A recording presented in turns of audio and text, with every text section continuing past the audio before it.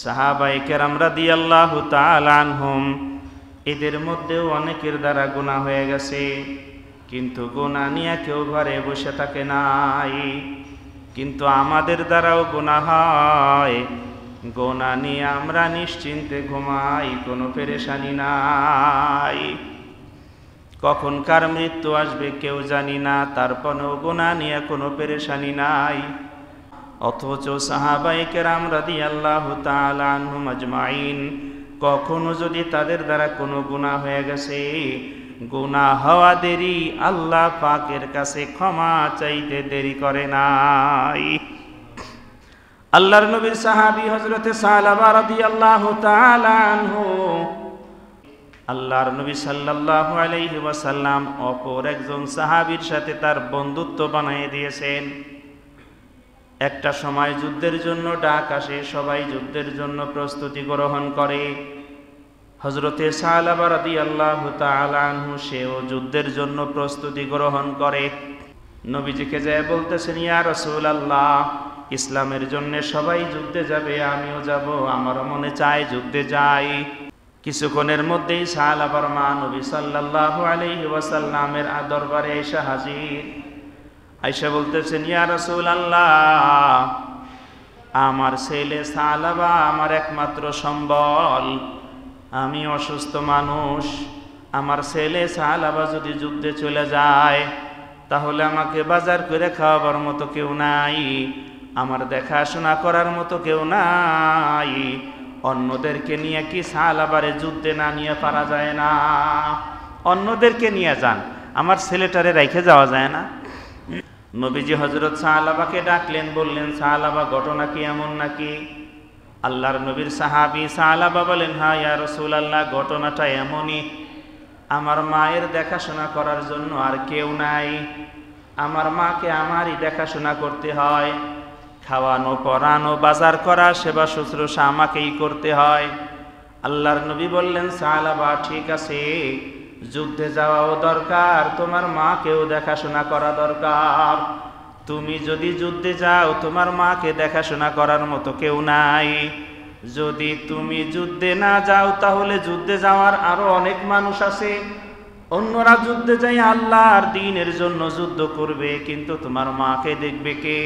তোমার যুদ্ধে যাওয়ার দরকার নাই, বাড়িতেই থাকো, মার দেখাশোনা করো, বিবি বাল বাচ্চা দেখো, ছোট ছোট বাচ্চা আছে তাদেরকে দেখো, মাকে দেখাশোনা করো, বাড়ি ফিরে যাও। হযরত সালাবা রাদিয়াল্লাহু তাআলা আনহু বাড়ি ফিরে গেলেন। যখন বাড়ি যাইতেছেন তার বন্ধু তাকে বলতেছে, বন্ধু শোনো, তুমি যেহেতু যুদ্ধে যাইতেছ না, আমার পরিবার বাড়িতে আছে, তুমি যেহেতু থাকবেই, তাহলে বাজার সদাই যা লাগে সব কইরা দিও, বাজার সদাই কইরা দিও। সালাবা ডাক দিয়া বললেন, ঠিক আছে বন্ধু, কোনো অসুবিধা নাই, বাজার সদাই সব কইরা দিব। আল্লাহর নবী যুদ্ধের বাহিনী নিয়ে যুদ্ধে চলে গেছেন। নবীজি মদিনায় নাই, হযরত আবু বকর সিদ্দিক নাই, হযরত ওমরে ফারুক নাই, ওসমান নাই, আলী নাই, তলহা নাই, জুবায়ের নাই, কোনো সাহাবী নাই, সব যুদ্ধে চলে গেছেন। হযরত সালাবা দেখেন বড় মানুষের মধ্যে একাই ঘরে, সে একাই মাত্র বাড়িতে। বন্ধুর বাড়ির বাজার সদাই যা লাগে সব করে দেয়। একদিন যায়, দুই দিন যায়, বাজার সদাই নিয়ে যায়। শয়তান এক সময় হযরত সালাবার মনে মনে কুমন্ত্রণা দিতে থাকে, বলতে থাকে, সালাবা, বন্ধুর বা ঘরে বাজার করে দাও, বন্ধুর স্ত্রী বড় সুন্দর, কোনোদিন দেখছো নাকি? বন্ধুর স্ত্রী তো সুন্দর, দেখছো? সালাবা লা হাওলা ওয়ালা কুওয়াতা ইল্লা বিল্লাহ পড়ে শয়তান চলে যায়। এভাবে একদিন যায়, দুই দিন যায়, মনের মধ্যে শয়তানের ওয়াসওয়াসা আস্তে আস্তে বাড়তেই থাকে। একদিন বাজার থেকে গোশত আইনা বন্ধুর স্ত্রীকে পর্দার এপাশ থেকে বলতেছেন, ভাবি, এই যে বাজারের ব্যাগ নেন। ভিতরে থেকে ডাক দিয়ে বলতেছে, ভাই, বাহিরে বাজারের ব্যাগ রাইখা চলে যান, আমি পরে নিয়ে নিব, আপনি চলে যান, আমি নিয়ে নিব, যাতে দেখা সাক্ষাৎ না হয়। সালাবা মনে মনে দুষ্টুমি, শয়তানে তাকে চেপে বসেছে তার ঘাড়ের উপরে।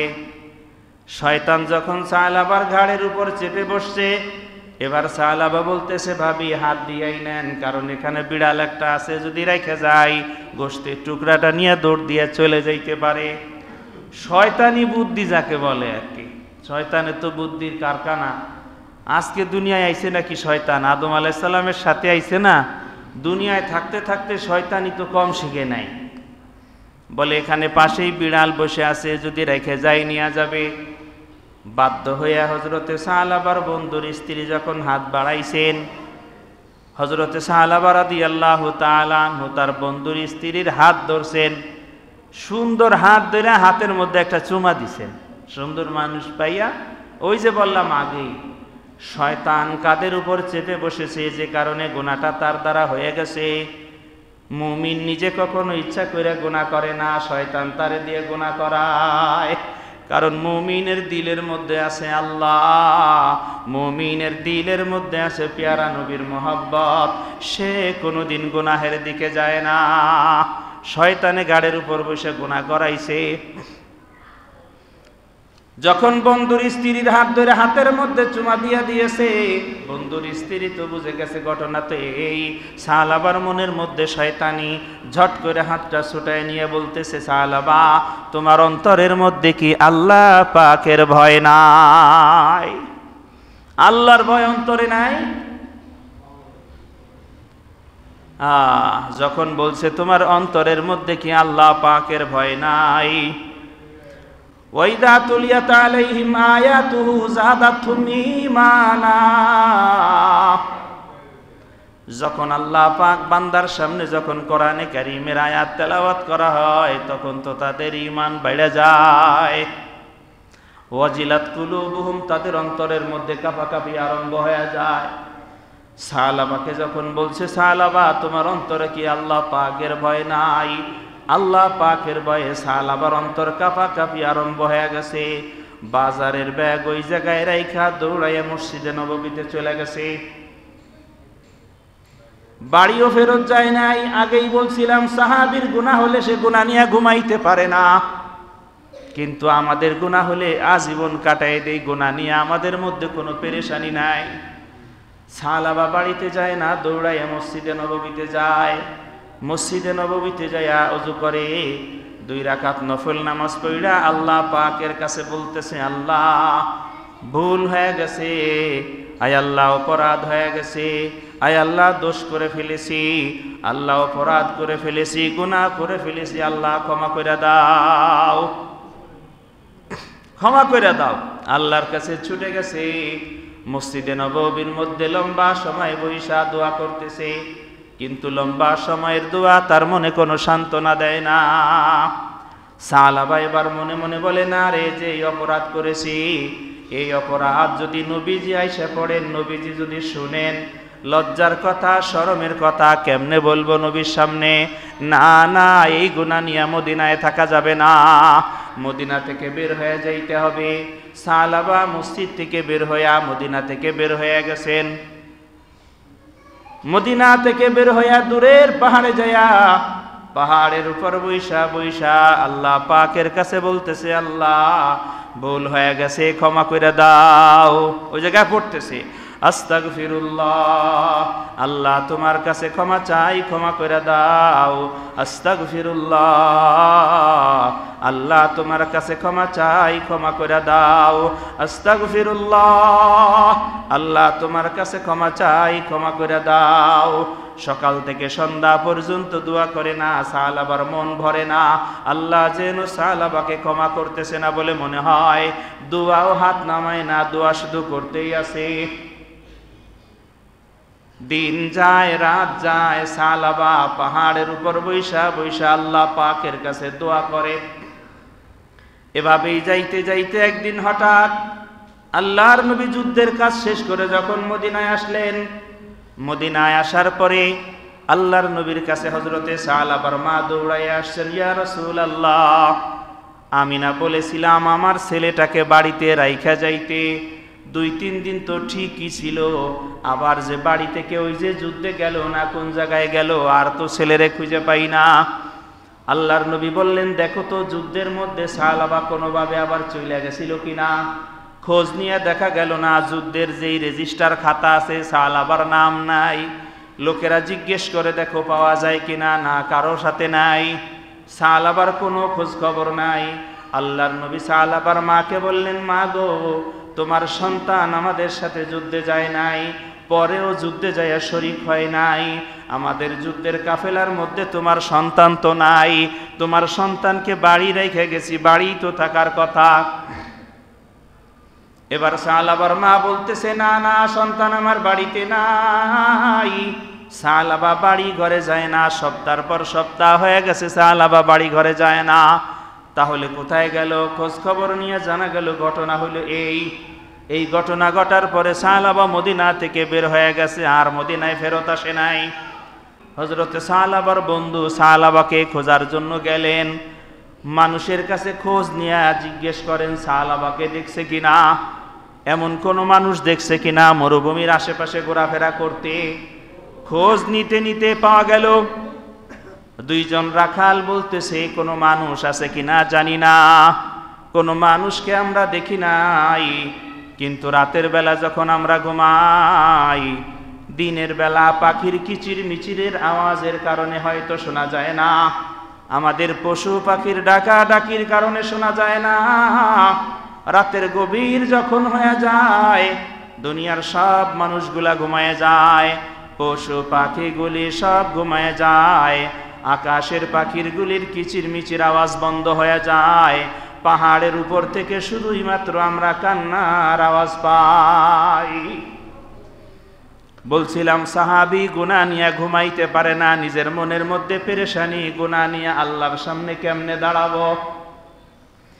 হযরতে সালাবা বলেন, যদি এই মুহূর্তে আমার মৃত্যু হয়ে যায় তাহলে তো আমার জীবন শেষ, আল্লাহ আমার উপর নারাজ, কারণ আমি গুনাহ করে ফেলছি, আল্লাহ আমার উপর অসন্তুষ্ট। রাতের পর রাত কান্নাকাটি করে, খুঁজে পায় না। অবশেষে খুঁজতে খুঁজতে তার বন্ধু যায় পাইল, এই পাহাড়ের উপরে সেজদার মধ্যে পড়ে আল্লাহ পাকের কাছে কান্নাকাটি করতেছে। সালাবা বলতেছে, আল্লাহ, গুনার সাগরে হাবুডুবু খাওয়া আমি, ডাইনে তাকাইলেও গুনাহ, বামে তাকাইলেও গুনাহ, পিছনে তাকাইলেও গুনাহ, সামনে তাকাইলেও গুনাহ, আসমানের দিকে তাকাইলেও গুনাহ, নিচের দিকে তাকাইলেও গুনাহ, এই গুনাহ নিয়ে আমার সময় কাটতেছে, যদি এভাবে আমার মৃত্যু হয়ে যায় তাহলে তো জাহান্নামে চলে যাব। মালিক গো, জাহান্নামে জ্বলার মতো যোগ্যতা আর সামর্থ্য আমার নাই, আমাকে কি দয়া করে মেহেরবানি করে মাফ করে দেওয়া যায় না? আল্লাহর কাছে কাঁদতেছে। বন্ধু হাঁটতে হাঁটতে যাই হাত ধরছে, সেজদা থেকে টাইনা উঠাইছে, উঠো বন্ধু, কি অসুবিধা? বলছে এই যাবতীয় ঘটনা খুলে বলার পরে বলল, তাহলে তো তোমার অপরাধটা বড় গুরুতর, আমানতের খেয়ানত করেছো, অপরাধ বড় গুরুতর। এমন হাজারো আমানতের খেয়ানত আমাদের সমাজে অহরহ চলতেছে, অপরাধ বড় গুরুতর, কি করা যায় বলো? চলো নবীর দরবারে যাই, নবীকে যায় বলি যে এই ঘটনা ঘটছে, ইয়া রাসূলুল্লাহ কি করব? সালাবা বলতেছে, না না, পয়লাবারে আমারে নবীর কাছে নিয়ে যাইও না, কারণ নবীর কাছে নিয়ে গেলে লজ্জা আমিও পাবো, নবীও পাবে। নবী আমারে মহব্বত করে বাড়ি রেখে গেল, আর আমি গুনাহ কইরা আমানতের খেয়ানত করলাম, নবী আমার লজ্জা পাবে, নবীর কাছে আমারে আগে নিয়ে যাইও না। বলে তাহলে কি করব? বলে উম্মতের মধ্যে সবচাইতে নরম দিলের মানুষ হইল হযরত আবু বকর, তার কাছে আগে নিয়ে যাও। আবু বকরের কাছে আমি আমার সমস্যার কথাগুলি বলি, দেখি আবু বকরের মাধ্যমে সে নবীর সাথে আলাপ করে কোনো ফায়সালায় আসা যায় কিনা। দুইজনে মিলে চলে গেল হযরত আবু বকরের কাছে। হযরত আবু বকর সিদ্দিকের বাড়িতে যাওয়ার পরে বললেন, ভাই আবু বকর, আল্লাহর নবী আমানত স্বরূপ রাইখা গেছিলেন, আমাকে মদিনায় খেয়ানত করেছি, গুনাহ করে ফেলছি, কি করব? হযরত আবু বকর সিদ্দিক বলেন, সালাবারে, আল্লাহর নবীর আমানতের খেয়ানত, গুনাহ বড় ভারী, গুনাহ বড় ভারী, তোমার এই গুনার ফয়সালা কি হবে না না হবে আমি জানি না, তবে তুমি যত বড় গুনাহ করে ফেলছো আমার বাড়ি ঘরে থাইকো না, তুমি যদি আমার বাড়ি ঘরের মধ্যে থাকো, আর যদি তোমার উপর আল্লাহর গজব আসে, ধ্বংস তুমিও হবে আমিও হব, আমার ঘর থেকে বের হয়ে যাও, আমার ঘর থেকে চলে যাও। সালাবা ঘর থেকে বের হয়ে আসছে, বন্ধুকে বলতেছে, বন্ধু তাহলে মনে হয় আমার আর ক্ষমা নাই। বলতেছে তাহলে চলো কপালে যা আছে হবে, হযরত ওমরের কাছে যাই। যদিও মানুষটা বড় কড়া, ওমরের কাছে যায়। দুইজনে মিলে হযরত ওমরের ঘরে গেলেন। হযরত ওমরে ফারুক রাদিয়াল্লাহু তাআলা আনহুর ঘরে যখন গেলেন, যাওয়ার পরে হযরত ওমরে ফারুককে সমস্ত ঘটনাগুলি খুলে বললেন। বলার পরে বললেন, আমার আগে যেহেতু আমার ভাই আবু বকরের কাছে গিয়েছিলে, সে কি বলছে? আমার আগে যে গেলা, সে বলছে কি? এবার সালাবা বলতেছে, গিয়েছিলাম আবু বকরের কাছে, সে আমার এই কথা বইলে বাড়ি থেকে বের করে দিছে। এবার হযরত ওমর বলতেছেন, আমার ভাইও যেই রাস্তা ধরছে আমিও সেই রাস্তা ধরতে চাই। আমানতের খেয়ানতকারী গুনাহগার, যদি তুমি আমার ঘরের মধ্যে অবস্থান করো, আর যদি তোমার গুনাহের কারণে তোমার উপর আল্লাহ পাকের গজব আসে, তাহলে ও গজবে তুমিও ধ্বংস হবে, আমিও ধ্বংস হব। তোমার গুনাহের ক্ষমা হবে কিনা সেটা আমি জানি না, বাকি তুমি আমার ঘর থেকে যত তাড়াতাড়ি পারো বের হয়ে যাও। ঘর থেকে বের হয়ে আইসা দুইজনে মিলে রাস্তায় পরামর্শ করতেছে। বন্ধুকে বলতেছে, বন্ধু তাহলে মনে হয় আমার জীবনে আর ক্ষমা পাওয়া হবে না। বন্ধু বলতেছে, চলো না নবীর কাছে যাই, নবী যদি দোয়া করে তাহলে ক্ষমা পেয়ে যাবা। দুইজনে মিলে হযরত রাসূল করিম সাল্লাল্লাহু আলাইহি ওয়াসাল্লামের কাছে গেলেন। নবীজিকে জিজ্ঞেস করলেন, ইয়া রাসূলুল্লাহ, অনেক বড় অপরাধ করেছি, ক্ষমা আছে কিনা? নবীজি বললেন, কত বড় গুনাহ করছো? তোমার গুনাহ কি জমিন বরাবর নাকি? সালাবা ডাক দিয়া বলতেছেন, ইয়া রাসূলুল্লাহ, আমার গুনাহ এই জমিনের থেকে আরো বেশি ভারী। বলে, জমিনের উপর যেই পাহাড় আছে, এই পাহাড় থেকেও কি তোমার গুনাহ বেশি ভারী নাকি? সালাবা বলতেছে, ইয়া রাসূলুল্লাহ, হা হা, আমি যেই গুনাহ করেছি আমার এই গুনাহটা এই জমিনের পাহাড় থেকেও ভারী। নবীজি বললেন, তাহলে তোমার গুনাহটা কি আসমান বরাবর হয়ে গেছে নাকি? তোমার গুনাহটা কি আসমান বরাবর হয়ে গেছে নাকি? এবার সাহাবা বলতেছেন, ইয়া রাসূলুল্লাহ, হা হা, আমার গুনাহটা তো আসমান বরাবর না, তার থেকেও ভারী। নবী বললেন, অপরাধটা কি তাহলে আমাকে খুলে বলো তো। এতক্ষণ নবীজি অপরাধের কথা জিজ্ঞেস করেন নাই, সাহাবী লজ্জা পাবে এই জন্যে। এবার যখন কোনোভাবেই সাহাবীর কাছ থেকে তথ্য উদ্ঘাটন করা যায় না, নবীজি বললেন, তাহলে তোমার অপরাধটা কি? সাহাবী এবার সালাবা রাদিয়াল্লাহু তাআলা আনহু বলতেছেন, ইয়া রাসূলুল্লাহ, অপরাধ হইল আমার এই অপরাধ আমি করছি, দোষ আমার এই, গুনাহ আমার এই। আপনি আমাকে রাইখে গেছিলেন, আমানতের খেয়ানত করেছি, পর্দা লঙ্ঘন করেছি, পরনারীর হাত স্পর্শ করেছি, এই সমস্ত অপরাধ আমার দ্বারা হয়ে গেছে। আল্লাহ নবী গো, আমার দ্বারা এই সমস্ত অপরাধগুলি হয়ে গেছে। আল্লাহর নবী সাল্লাল্লাহু আলাইহি ওয়াসাল্লাম বললেন, সাহাবী, হা হা, তোমার গুনাহ তো সত্যি বড় ভারী। নবীও বলেন, তোমার গুনাহ তো সত্যি বড় ভারী, বাকি তোমার গুনাহের এই ক্ষমা আছে কিনা এটা তুমি জানো আর তোমার মালিক আল্লাহ জানে। তুমি জানো আর তোমার মালিক আল্লাহ জানে। আল্লাহর কাছ থেকে ফয়সালা করে নাও, আল্লাহর সাথে ফয়সালা করো তোমার গুনাহের ক্ষমা হবে কিনা। নবীজির ঘর থেকে সাহাবা বের হয়ে আসছেন। বের হয়ে আসার পরে বন্ধুকে বলতেছেন, বন্ধুরে হাতটা ছেড়ে দে।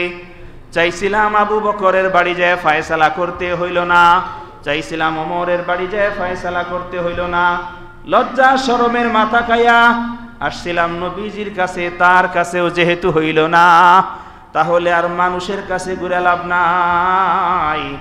আমার হাত দুইটা ছাইড়া দে, নিজের মন যেদিকে চায় সেদিকে চলে যাব, আল্লাহ পাকের কাছে ক্ষমা চাইতে থাকব যতদিন পর্যন্ত আসমান থেকে আমার ক্ষমার ঘোষণা না আসে।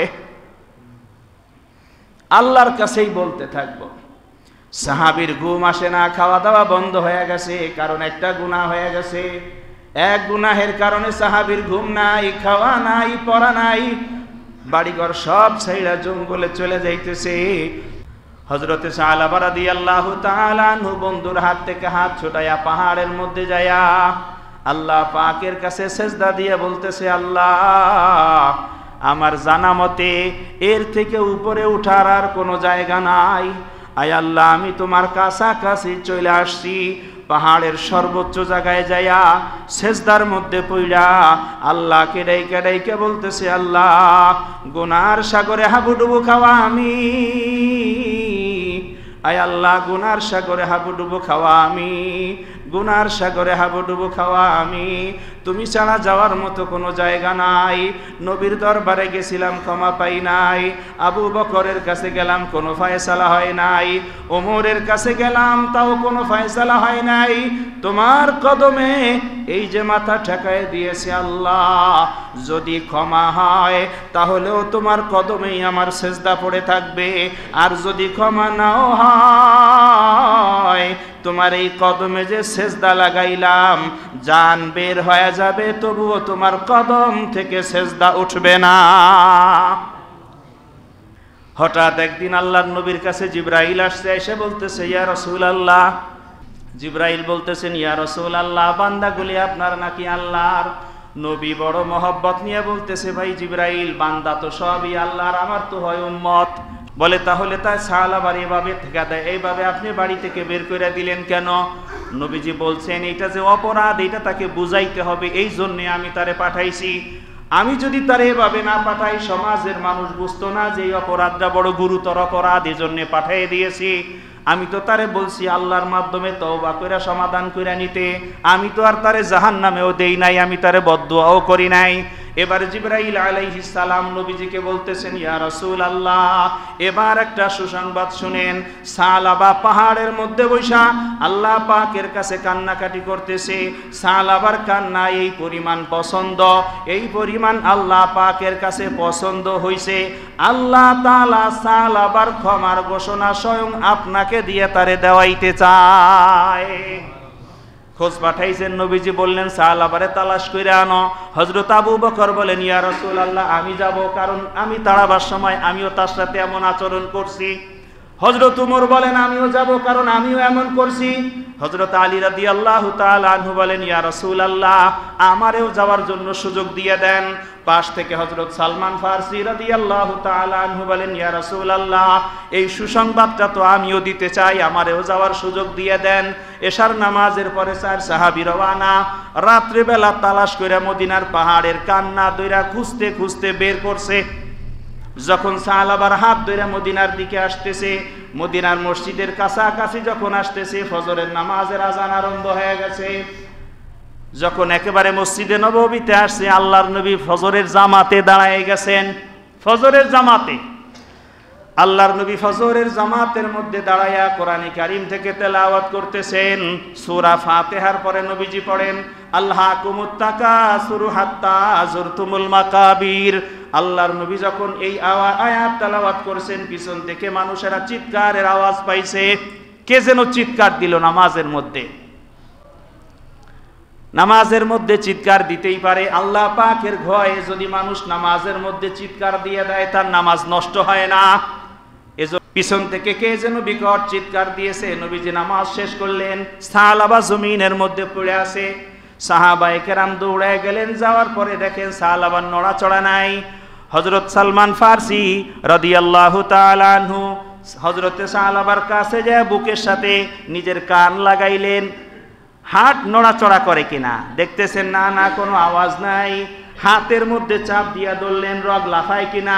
রগ লাফানো বুঝেন তো, রগ লাফায় কিনা? বলে না না রগও লাফায় না। কপালে দুই পাশে চাপ দিয়ে ধরলেও দেখবেন ওই জায়গায় নড়াচড়া করে। হাত দিয়ে ধরে দেখেন এক সময় কপালের এই দুই টিস্যুতে চাপ দিয়ে ধরছেন, নড়াচড়া করে কিনা? না, এখানেও নড়াচড়া নাই। হযরত সাহাবা রাদিয়াল্লাহু তাআলা আনহু নবীজিকে বললেন, ইয়া রাসূলুল্লাহ সাহাবার শরীর আছে, বাকি সাহাবা নাই। শরীরে জায়গায় আছে, সাহাবা নাই। নবীজি বললেন, গোসলের ব্যবস্থা করো, জানাজা দাফন তাফন সব কিছুর ব্যবস্থা করো। আল্লাহর নবী সাল্লাল্লাহু আলাইহি ওয়াসাল্লামের ঘোষণায় সব ব্যবস্থা হইল। জানাজার জন্য লাশ নিয়ে যাওয়া হইল মাঠের মধ্যে। আল্লাহর নবীও যাইতেছেন। সবাই স্বাভাবিকভাবে হাঁটে, কিন্তু সাহাবার জানাজায় যাওয়ার জন্য নবীজি স্বাভাবিকভাবে হাঁটে না। সবাই দুইটা পা জমিনের মধ্যে ফেলে স্বাভাবিকভাবে হাইটা যায়, কিন্তু নবী সাল্লাল্লাহু আলাইহি ওয়াসাল্লাম সামনের আঙ্গুলের উপর ভর কইরা পিছনে পায়ের পিছনের অংশটা উঁচু কইরা হাঁটেন। পিছনের অংশ উঁচু, ছোটবেলায় যখন বেশি উঁচা হওয়া দরকার, নানা বাড়ি দূরে দেখা যায় না, তো বাচ্চা দেখবে কেমনে? দুই পায়ের আঙ্গুলের উপর দাঁড়াইয়া উঁচা হয়, দেখি নানা বাড়ি দূরে দেখা যায় কিনা। নবীজির সামনের পায়ে আঙ্গুলের উপর বর কইরা সামনে হাইটা যায়। হযরত আবু বকর পিছনে, হযরত ওমর পিছনে। হযরত ওমর দেখলেন নবীজির হাঁটতে কষ্ট হইতেছে, নবীজির হাত ধরে বলছেন, ইয়া রাসূলুল্লাহ, স্বাভাবিক অবস্থায় হাঁটেন, এইভাবে হাঁটেন কেন? আল্লাহর নবী সাল্লাল্লাহু আলাইহি ওয়াসাল্লাম বললেন, ওমর আমাকে হাঁটতে দাও এভাবেই। নবীজি ডাক দিয়া বলেন, ওমর আমাকে এইভাবেই হাঁটতে দাও, আমাকে ধইরো না। হযরত ওমর রাদিয়াল্লাহু তাআলা আনহু বললেন, ইয়া রাসূলুল্লাহ, আপনার কষ্ট তো আমার সহ্য হয় না, স্বাভাবিক হাঁটেন। আল্লাহর নবী সাল্লাল্লাহু আলাইহি ওয়াসাল্লাম বললেন, ওমর কিভাবে স্বাভাবিক অবস্থায় হাঁটব? সালাবার তাওবা আল্লাহ পাকের কাছে এই পরিমাণ কবুল হয়েছে, এই পরিমাণ কবুল হয়েছে। সালাবার জানাজায় উপস্থিত হওয়ার জন্য আল্লাহ তাআলা আসমান থেকে একজন নয়, দুইজন নয়, 1000 নয়, 2000 নয়, আল্লাহ পাকের তৈরি 70,000 ফেরেশতা পাঠিয়ে দিয়েছেন। যে কথা বলছিলাম ভাই, গুনাহ নিয়া সাহাবায়ে কেরাম ঘুমাইতে পারে না, দিলের মধ্যে যন্ত্রণা, কিন্তু গুনাহ নিয়ে আমরা ঠিকই ঘুমাই, জীবন চলে যায়, কোনো যন্ত্রণা তৈরি হয় না, কোনো যন্ত্রণা নাই, নিজের মধ্যে কোনো অনুশোচনা নাই। অথচ আল্লাহ তাআলা টার্গেট দিয়ে রাখছেন, ওয়াসারিউ ইলা মাগফিরাতিম মির রাব্বিকুম, তোমরা তোমার রবের পক্ষ থেকে ক্ষমা পাওয়ার জন্য ক্ষমার রাস্তায় দৌড়াও। আল্লাহর কাছ থেকে ক্ষমা পাওয়ার জন্য ছুটতে হবে সবার। যৌবনে যে আসো, যৌবন থেকেই দৌড় আরম্ভ করো আল্লাহর ক্ষমার দিকে, কারণ তুমি বৃদ্ধ বয়স পর্যন্ত হায়াত পাবে, কোনো নিশ্চয়তা নাই। এজন্য বলছিলাম ভাই, হায়াতের সীমানা কার কত দূর পর্যন্ত আছে জানা নাই। আল্লাহর কাছ থেকে ক্ষমা পাওয়ার জন্য এখনই আমাদের আল্লাহর কাছে তওবা করা উচিত। নবীজির দরবারে একদিন জিবরাইল আসছেন, আইসা বলতেছেন, ইয়া রাসূলুল্লাহ, শুনেন একটা চমৎকার কথা শোনাই। নবীজি বললেন, কি চমৎকার কথা ভাই? বলে শুনেন। বলেন, যদি তামাম দুনিয়াতে একসাথে বৃষ্টি হয়, তাহলে বৃষ্টির ফোঁটা আসমান থেকে যা পড়ে, এইটা আমি জিবরাইল গইনা বলে দিতে পারি যে কয়টা ফোঁটা জমিনে পড়ে। মনে করে না, মনে হয় 200-400 হবে, তো তাই আর কি বলে দিছে। না, এমন না। তামাম দুনিয়া সমস্ত জায়গায় যদি একসাথে বৃষ্টি হয়, মুষলধারে ঘন্টার পর ঘন্টা যদি বৃষ্টি হয়, আমি জিবরাইল চাইলে বলে দিতে পারি যে কয়টা ফোঁটা জমিনে পড়ছে। কিন্তু আশ্চর্যের ব্যাপার হলো, যদি কোনো মানুষ যৌবন বয়সে গুনাহ করার শক্তি থাকা সত্ত্বেও গুনাহ থেকে তওবা কইরা আল্লাহর দরবারে তওবার নিয়তে একটা সেজদা দেয়, ওর এক সেজদায় কি পরিমাণ সওয়াব আল্লাহ দেন আমি জিবরাইলের বলার সামর্থ্য নাই। এজন্যে তওবা করা তো যৌবন বয়সে করা, ইনশাআল্লাহ। আগামী শুক্রবার এই তওবা করে নেওয়া, ঠিক আছে তো ইনশাআল্লাহ? আরে কিসের আগামী শুক্রবার? আজকেই তো শুক্রবার। এই এক সপ্তাহ বাঁচার নিশ্চয়তা আছে, কয় হয় ইনশাআল্লাহ। তাহলে ইনশাআল্লাহ সব বলেন, আজকেই তওবা কি ইনশাআল্লাহ।